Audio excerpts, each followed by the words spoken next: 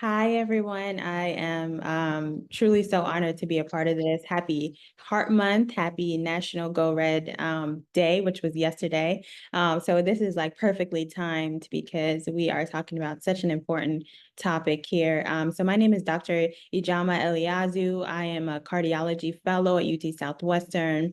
Currently in my last and final year of training, on the way to board certification in June of 2025. So looking forward to that. I have gotten unique training in cardio obstetrics, the inaugural fellow for that at UT Southwestern. And so my interest is really embedded in pregnancy and heart disease and everything related to that. And will be starting my attending position this upcoming fall. So looking forward to that. Sweet. That is beautiful. Congratulations on that. On most upcoming opportunities as well. So much. Yes. All right. So let's just to get started. So we pretty much know, or like we've been spreading awareness a lot about the signs and the symptoms of PPCM, and also with the associated risk factors that we just seen with the studies that we all have presented with so far, just within the last 5 years, I believe. But we do notice that it's been like a struggle of getting more funding for the research in regards to PPCM. So, with that being said, just opening up on if you can let us know what PPCM is in the medical field, and those signs and symptoms that are best associated with it with you all, and how it looks from the medical professional point of view, because we already see how it is on the patient side. Absolutely, absolutely. So PPCM stands for peripartum cardiomyopathy. And peripartum cardiomyopathy is one of the leading causes of pregnancy-related deaths. Okay, there is about 1,300 new cases diagnosed annually in the United States, and that number probably is an underestimate because PPCM can go misdiagnosed in a lot of women, and that's something that I want to get into today, Brianna, as we talk more. So PPCM is not just heart failure in pregnancy. I want to be a little bit more specific about what that actually entails, okay? It is new onset heart failure that occurs toward the end of pregnancy or in the month following the delivery of the child, okay? And it occurs in women with absence of heart failure or absence of any type of heart disease. So these are not people who had been taking any medications for heart disease previously. They had no medical issues related to the heart. And all of a sudden, after pregnancy, were diagnosed with peripartum cardiomyopathy. And what that means is that the heart function, the heart is a muscle, right? It squeezes blood to the rest of the body and provides oxygen to the rest of the body. And normal squeeze of the heart is 55% of blood or greater, okay? And so peripartum cardiomyopathy occurs when the squeeze of the heart falls below 45%. And sometimes we can see severe cases where the heart is pumping 5 to 10% of the blood. And that's when we now have to act very quickly to stabilize the mother. And if the mother is still pregnant, we have to stabilize both the mother and the child. So this is a very serious complication of pregnancy, and I don't want to downplay what that actually is. Oh my gosh, that is a beautiful description of that. Thank you so much. Wow. And so, with that being said, we know that it's a very serious condition. Is there a way that we can create awareness in a way that won't scare mothers? Or are you saying on your end, is it something that mothers are kind of shying away from, or is it something they're wanting to learn about? Or how do you think that that will be good for us to implement the awareness in the medical field? Wonderful question, Brianna. So, I talk to my patients all the time about this.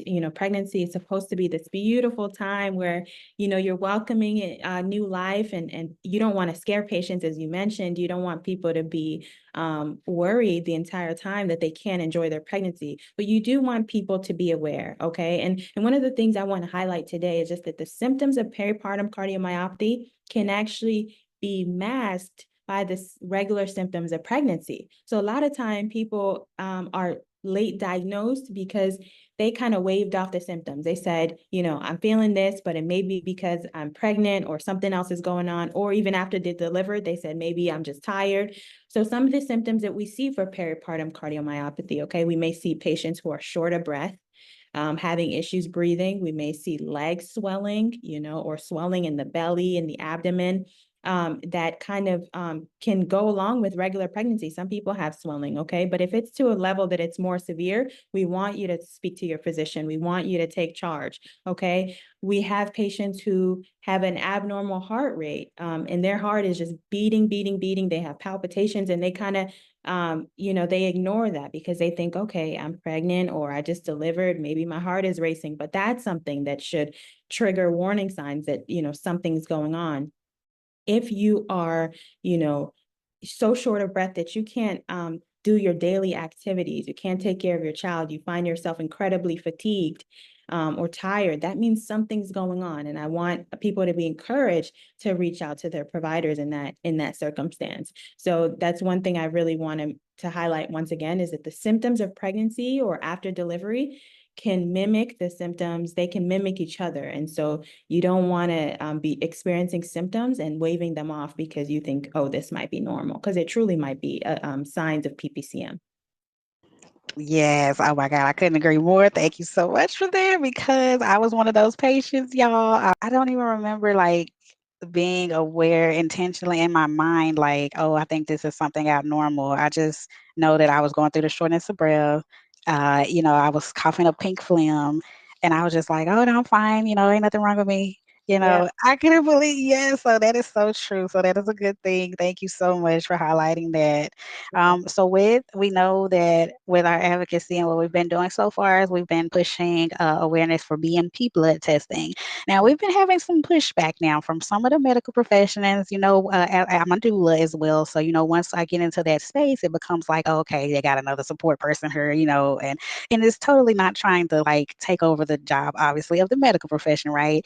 It's just to be that extra support there, making sure to see. But how I do things is I, just see how things are happening, how the involvement, the connection between the doctor and the patient, just seeing like to make sure it's connections there, to see if it's anything that can be missed in the midst of like creating a relationship with the patient versus like the gym just being a number. A lot of patients may feel like just a number or a guinea pig. I hate to say that. I done heard a few of the stories about that. So I'm trying to see with awareness with doctors. I've been had some pushback on the CNP, or they say that they do CNPs, they don't have to do the BNPs. And so I'm like, can you kind of describe a little bit either as far as the CNP, and because we've been told from Dr. James Fett, he's actually a cardiologist who's retired now, but he specialized in PPCM awareness in Haiti and Nigeria.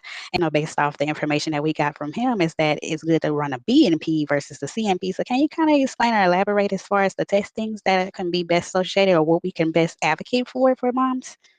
Absolutely, absolutely. And shout out to Dr. James, and I haven't had the pleasure of meeting him, but I'm going to try to extrapolate from y'all's discussion and what you all spoke about, okay? And so CMP is a complete metabolic panel, and that panel will tell you things about your electrolytes, your sodium, your potassium, your kidney function, and the CMP, the complete metabolic panel, actually adds in some liver function tests, okay? And some of these things may be abnormal in patients with PPCM, okay? And that's because their electrolytes are imbalanced, because remember, in PPCM, you're holding on to more fluid in your body, more because your heart is not pumping that blood to your kidneys to kind of excrete it out of your body, okay? So you're holding on to more fluid. That's why you get the swelling. That's why you get the fluid buildup that causes the shortness of breath, that causes you coughing up the blood.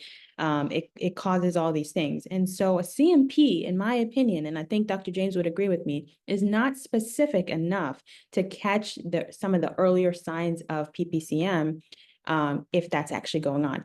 Now, the BNP is it's kind of a misnomer, because back in the day when they were figuring everything out with medicine, they named it brain natriuretic peptide, okay? Because they thought it came from the brain. Turns out it comes from the heart. The heart releases this peptide, or this little molecule, when it's stretched, when it's not doing its best, okay? And so what we can check is a BNP. So it's BNP, and that actually helps us to know if the number is above 100, which is how I use it, if it's sensitive for cluing us in that a patient's heart function may then not be working as as adequately. So for example, if I check it in a mother or a patient who has never had any history of heart disease and that number comes back sky high, I'm going to get an echocardiogram, and that's an ultrasound of the heart to really see what that heart squeeze is like and understand what's going on with their heart function. So I agree with Dr. James. The BNP is very important,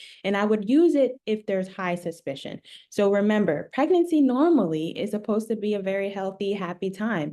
And PPCM, although more common, increasingly more common, is still somewhat of a rare phenomenon. So I still think that doctors and patients have to work together, share decision-making to kind of look at the symptoms case by case and decide when is that really necessary to send this blood work, and then kind of push towards a full cardiac workup.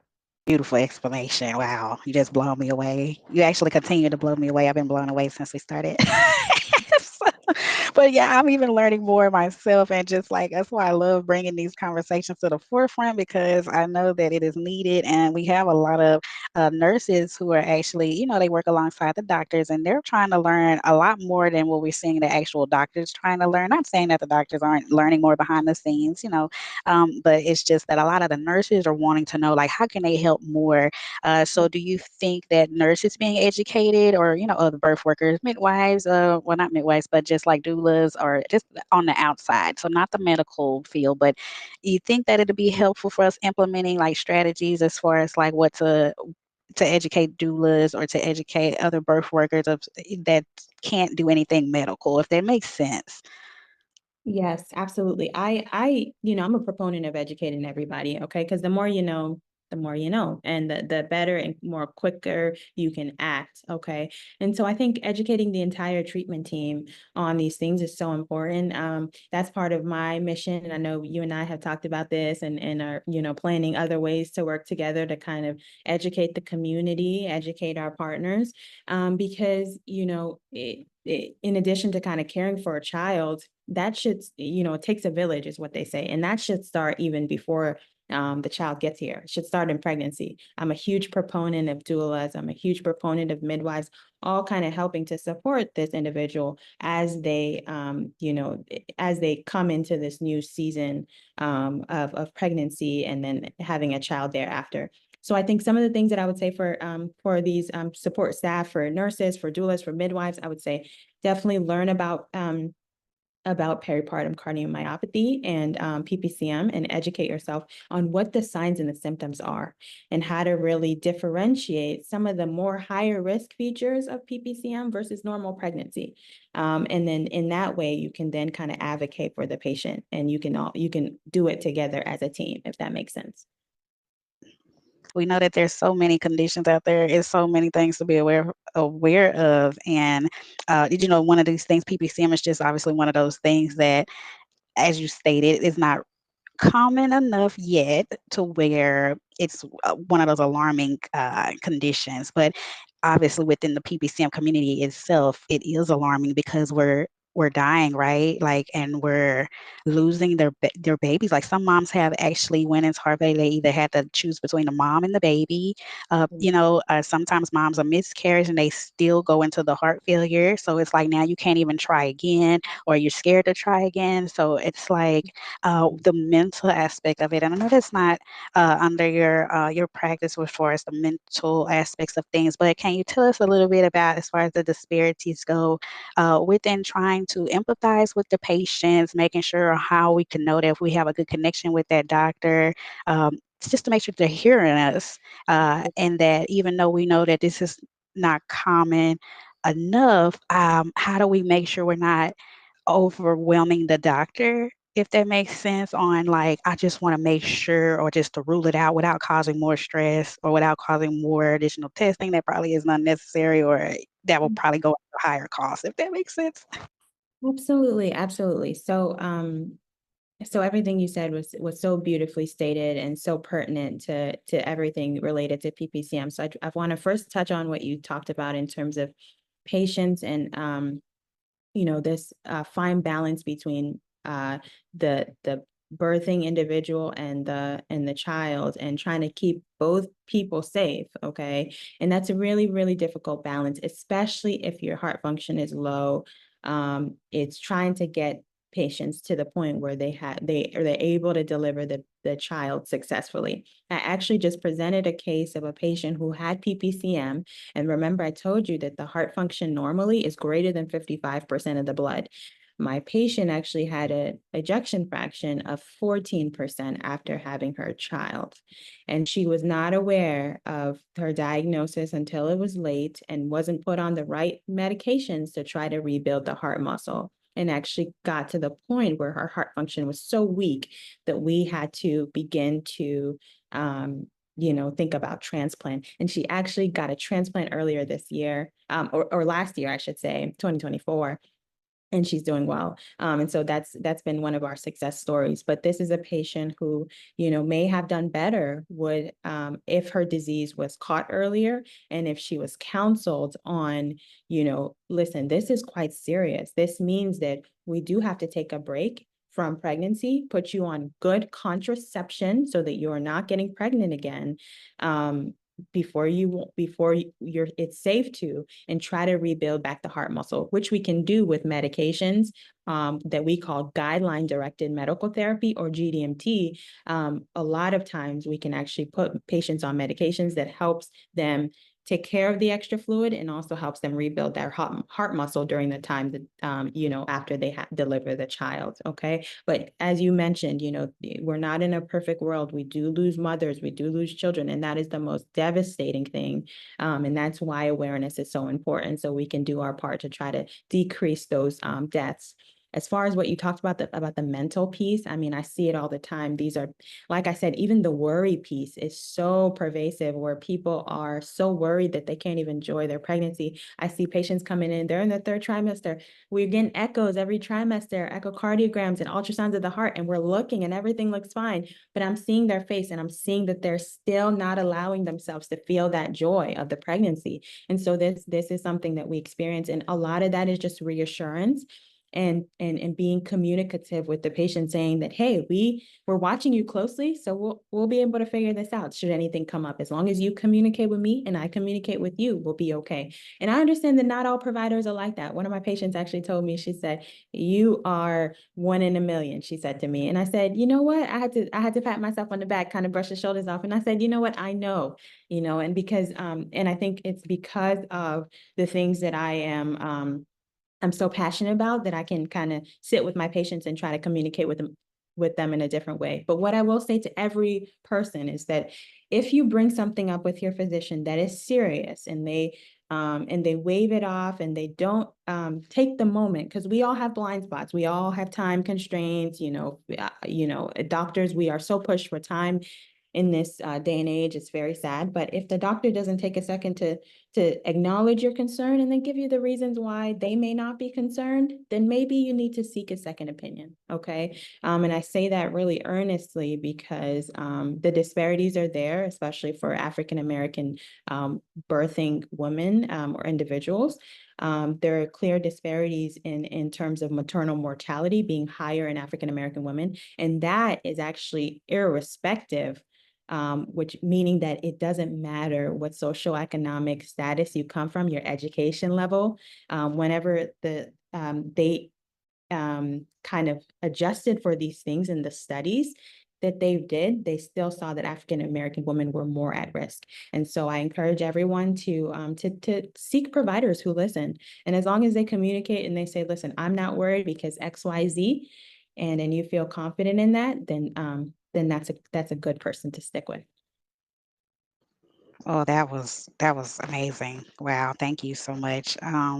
And so fulfilling, because it's like it just gives you a breath of fresh air. Like, you know what? It's a doctor for everyone. It's like sometimes we have to kind of shop around, just like in order to find the correct connection. But I know that you like blow your patients away, because when I first met you, oh my goodness, I was like, oh, she is perfect to be able to explain such things about this topic. This topic is, and I just thank you so much, and for your passion and uplifting way. It's like like you don't have to feel bad because you get stuck with this condition. Like it's other ways, and that's what I'm trying to do and bring to the forefront as far as with the other patients is showing that we don't have to just be patients. We can still get out here. We can do stuff. We can use our voices, and obviously, a lot of the times they forget that I did start off in heart failure where I wasn't doing a lot of the stuff I'm doing now. I, wasn't doing rap videos. I wasn't doing, all of that stuff. So it took time over time, right, to be able to just cope with and accept like, oh my God, like this happened to me and it was a very traumatic experience, but I'm going to do something positive with it. There are genetic testing. Should it be genetic testing done when it comes to PPCM? Like I know we've been seeing those questions as well. And then I also know that, or just something that we can highlight for everyone, that if you don't know, if you don't have life insurance or certain health insurances in place prior to you having genetic testings, that or have you guys seen that it can interrupt the coverage for some of those patients? Yeah, yeah, amazing questions. You always come with it. And I want to say that, everything that you're doing is so incredible because you are reaching people where they previously weren't reached before. Okay. So I always joke around and I say some of the studies and the papers that we publish as physicians, it's almost like we're publishing for each other and not really for the person who's sitting at home is scrolling on Instagram or scrolling on TikTok. But one of the things that you've done is you've made this knowledge so accessible. I see your rap videos, I see the things you've done, and these, you're reaching people who previously haven't been reached before. And I think that's phenomenal. In terms of extending that from what you all are doing with the magazines and putting them in doctors' offices, I think that's beautiful. I think obviously it becomes a partnership with the doctor's office and making sure that, it's shared kind of decision where we're all at the table looking at these supplemental materials and making sure we agree with everything on it so that the patients can receive the most up-to-date information. And so I see no problem with that. I think that's excellent. And then I think that in terms of the genetic screening, you raised such an incredible question there. What we know now is that peripartum cardiomyopathy or PPCM may be what we call a two-hit phenomenon. And let me explain that. That just means that patients who end up getting PPCM, we wonder, based on what we've seen in the studies, if they had a genetic predisposition all along. And when we looked at the genetic makeup of some of these patients, we saw that they increasingly carried a mutation in a gene called titin, which is an important protein for building of the heart. And so that mutation actually predisposed individuals to having peripartum cardiomyopathy. And that was the most common sort of mutation within that group of individuals. So genetic testing, I think, is the way of the future. Is kind of understanding who's at risk, but that doesn't mean that 100% of individuals who do not have that mutation may not get peripartum cardiomyopathy. I know that was a lot of double negatives. So let me just break it down this way. If, say, I test you and you don't have that mutation, I cannot say with 1,000,000% confidence that you may not get PPCM, but that does, give people a little bit more sort of room to say that, potentially you are not the highest risk group. Okay. And then if you do have that mutation, perhaps we watch you more closely, that you may develop peripartum cardiomyopathy. But this is a space that is, it's so new. We don't know everything up here. And so we need a lot of focused, targeted research to get to the point where we understand the role for genetic testing more and are able to use it, not only use it for patients who are more well off and have good insurance and can get that covered, but even our patients who are in socioeconomically lower or disadvantaged areas to be able to leverage genetic testing. That's something that I look forward to in the future.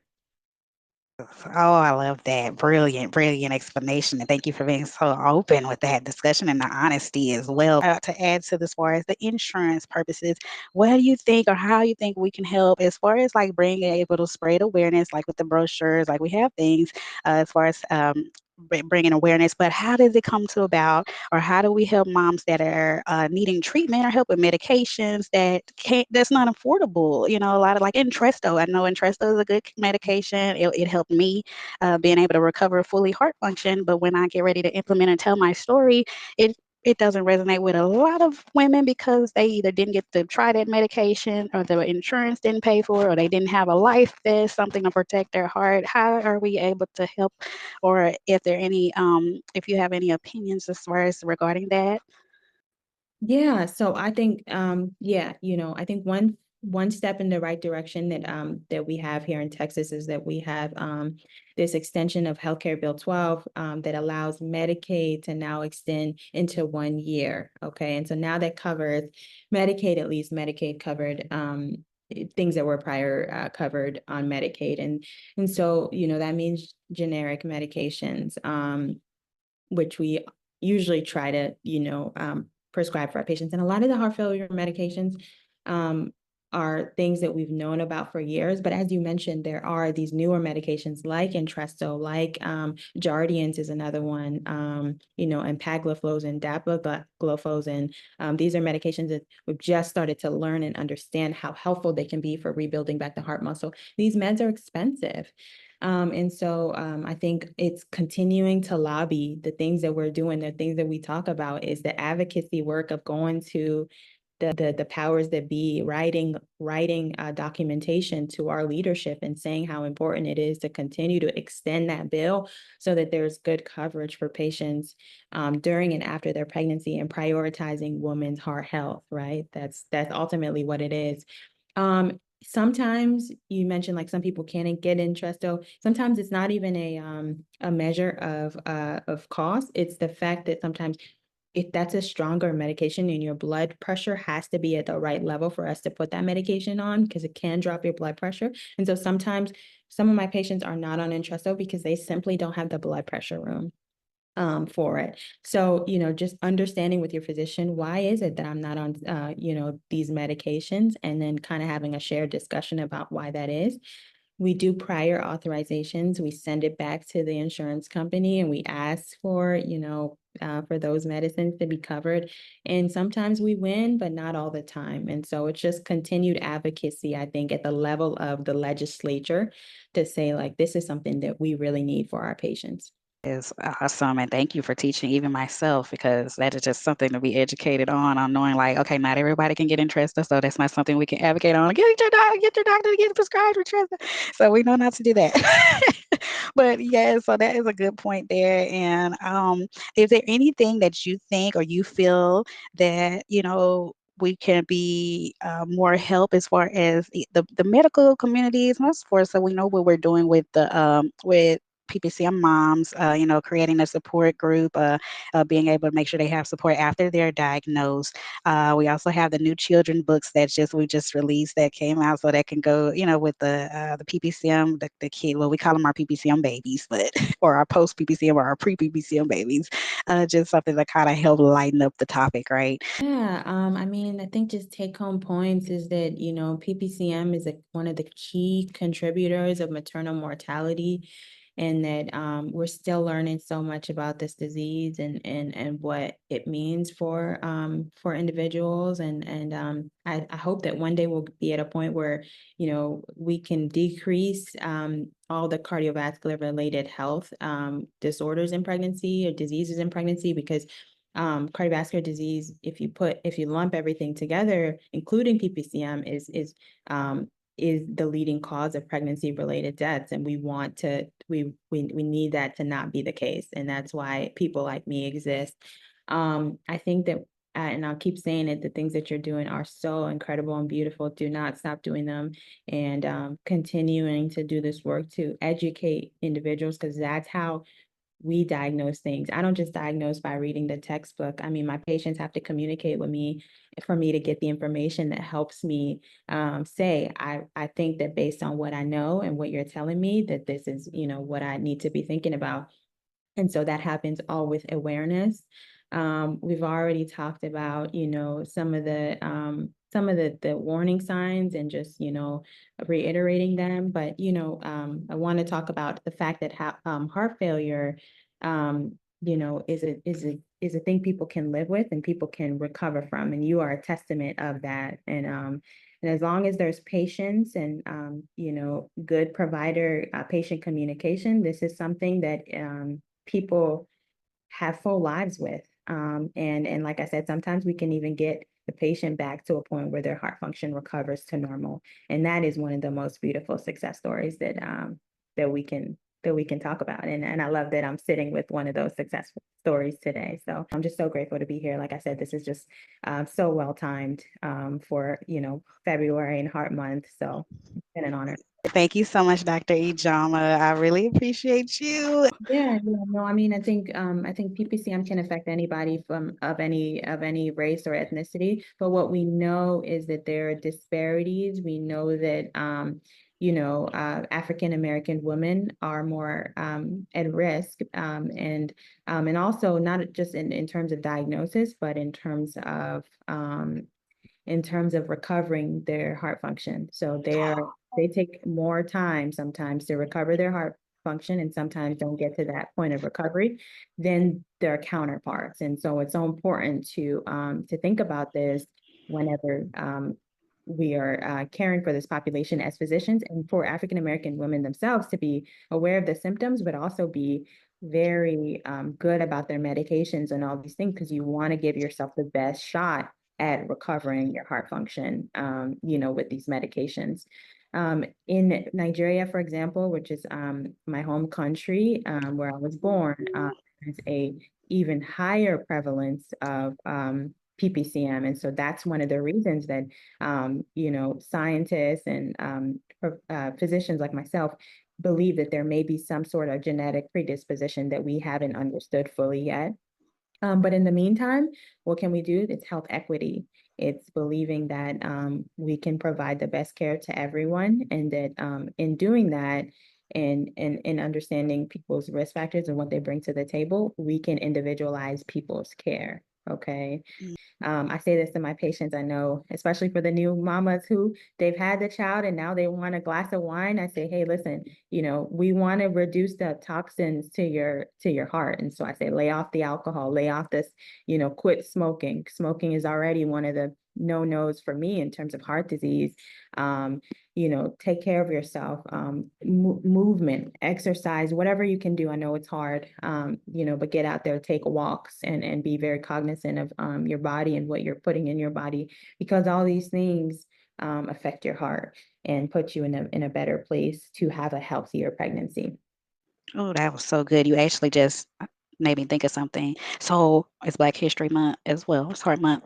With that being stated, for a Black patient, or because I am a Black patient, I've also had a lot of Caucasian doctors. All of my doctors haven't been Black. And then also in the hospital, I wasn't saved by not one Black individual. So it's like I don't pertain or don't put it in a certain category as far as who need to be aware of, who need to be speaking more, But as far as in regards to how other Black moms may handle their physicians not being of, the same ethnicity of them, they may not speak up as more as so as if they had someone there. I believe that was kind of more relatable for what we looked like. So I think that's also something else, to discuss, or maybe to highlight on if we're seeing a difference. And it's like, okay, well, Black moms really don't know how to speak up for themselves, or they don't know when to speak up, because like a lot of the times I hear that, oh, they didn't listen to me, the doctor is a little, what does that mean when the patient says that the doctor didn't listen? Because I think with my physician, or just to highlight that topic, when I was having a flutter, I was about 36, 37 weeks. I asked my doctor, and she's Caucasian. I said, I said, I know it's not your job, your routine, you're only supposed to check the baby's heart, but can you check mine? It went from there. All I did was ask the question, and she checked my heart. She said, oh, you got a heart murmur. We knew there was a heart murmur there. Oh my goodness, I never had a murmur before. Oh, it's fine. It'll go away after the baby. There Okay, you well, go. we're gonna check up after the baby. There you go. There you go. There you go. Absolutely. So I think sometimes patients, unfortunately, there's this level of distrust because we're not used to interacting with each other sometimes, and we're not used to communicating with each other. And sometimes, I have really younger siblings. My brother, he's way younger than me, and sometimes I'll say something, he's like, "That is so lame. Like that's not how we talk anymore." And so I've had to pick up some of his lingo, and then sometimes he's had to adapt. I'm like, I'm not gonna say it like that because this is how I talk. So you got to deal with it. And so he's picked up some of my lingo as well, and I think some of that is just, it's communication. It's just communication with people in general. That's what it is. And doctors are people. But the thing that I said before is so important, right? I love that you had that interaction with your provider that speaks volumes, right? And it's not about the race. It's about how humble is the person? How willing is the person to hear what you say and think about it, even for a second, even if they're like, that is not happening. There are so many signs that you're not experiencing this, at least for them to say, I thought about it and here are the reasons that I don't think that's what's going on. Or I thought about it and yeah, you're right. Maybe something is going on. Let's check your heart like she did for you. It's really about communication. So I even tell my patients, I say, if you have a physician and you mention something to them and they brush it off and they did that more than once, then maybe you look for a second opinion. But also, if they brush it off, in your opinion, only one time, I think they deserve a second shot of you being like, hey, doc, um, I'm really worried about this. And here's why I'm worried about this. What do you think? And if you really communicate it in that way, more often than not, they're going to say, okay, I see that you're really worried about this, and I want to take a second to address that. And if that's the case, then you're golden. But it's communication in both sides. I always preach this because we are nothing but people who've been blessed to do this work, but we are still human beings. Oh my gosh, absolutely. Oh, you just explained it so beautifully. And I also implement that too when I'm doing patient advocacy and PPCM awareness. That a lot of the times, it's not the doctor, it's not on the doctor. Some of the times we just don't even know what our bodies or what our family history consists of, and what we should be looking out for. Like I didn't know that different blood types can also be a marker of certain risk factors to look for in your older age. Like I didn't know that having type B or type AB, I believe, can actually increase your chances of developing cardiovascular disease. Like I said, I think I look for the patients who have risk factors, hypertension, diabetes, who have family history of these things. Maybe it hasn't manifested yet in their medical history, but maybe everybody on mom's side has diabetes and hypertension. And so now you're walking into pregnancy, your sugars are high, and that's going to mean that's a problem for baby, but that's also a problem for your heart down the road. We know that these adverse pregnancy outcomes, like gestational diabetes, like gestational hypertension, all feed back to heart disease, later on down the road for the mother. And so these are things that I kind of look more towards as I think about heart disease and my patients. Okay, that is a beautiful explanation. Oh, I want to thank you again, Dr. Ijeoma, about, you coming on today and just being able to educate us a lot more actually, in pertaining to surrounding PPCM, heart health, and then how we can best continue our advocacy and our strategies and awareness, and also partnering with the medical field and the birth workers, obviously, because we know that we're slowly pushing this thing. And just to highlight before we get out of here, that we do know that breast cancer was once upon a time a rare condition years ago. If you look it up, breast cancer used to be a rare condition, and then slowly over time, it started to transition into this more commonly diagnosis that now all of a sudden we have to have awareness for it. So it's just one of those things to be aware of, and that's what we're trying to do, just trying to save lives, being able for the next generations to come. And we hope to do that. So I want to thank you so much for your time, and thank you so much for your education, and for all that you are doing to be able to help save lives. We appreciate you. Thank you. Thank you so much for having me. It was an honor. It was an honor. And we'll do this, we'll take it one day at a time, but what we're doing is important, and I'm glad to have a teammate like you. Yes, same.